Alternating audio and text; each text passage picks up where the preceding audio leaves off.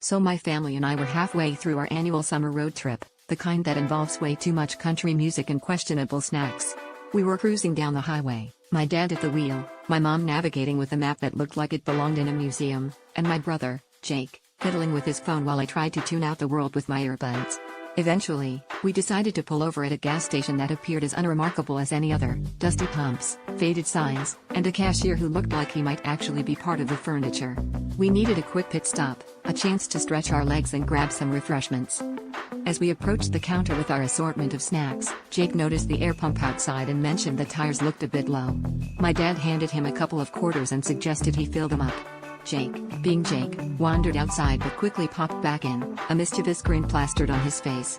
He claimed the air pump was demanding a small fortune, 4 whole quarters. Clearly outraged at the blatant inflation of inflation, he marched up to the cashier and started haggling over the price of air like he was at a flea market. At this point, my parents and I were torn between laughter and mild embarrassment as Jake launched into a full negotiation mode with the cashier, who seemed equally amused and confused.